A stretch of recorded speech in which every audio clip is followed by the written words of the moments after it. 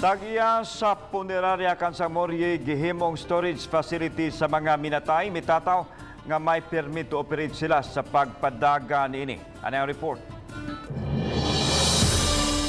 Unay iklaro ni SJ Palomar ang tagiya sa St. Bernard Funeral Homes nga dili abandonadong building o bodega ang nagsilbi nilang morgue.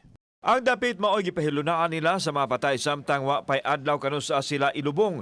Samtang nagpaabot pa sa gidagdang cremation sa mga minatay, gipundo una nila kini sa morgue. Dili ni siya kuana abonadado nga lugar.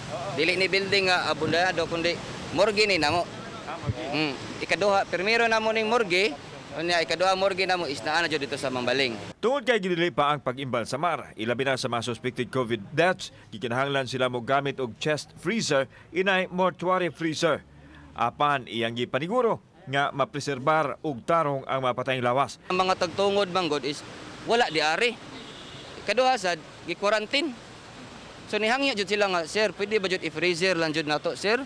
Unya ato lang sa naikuan nga ang schedule sa cremation is taas kayo. Gidugang nini nga dili lang sila ang migamit sa morgue apan dunay ubang punerarya usab ang mipundo sa mga patay sa ilang morgue. Gitata usab niya nga dili kumpirmadong COVID positive kun dili suspected COVID positive lang ang tulo nga minatay nga naa sa ilang morgue ug na-cremate na kini kagahapong adlaw. Karon katong nakita nga patay nga naa sa sawog, actually dito sa PUI dito positive dito unsa. Ang nasasawog is mga deposit to sila nga patay since 2020 embalm na to nga body. Karon nganong nabutang to siya sa ubos.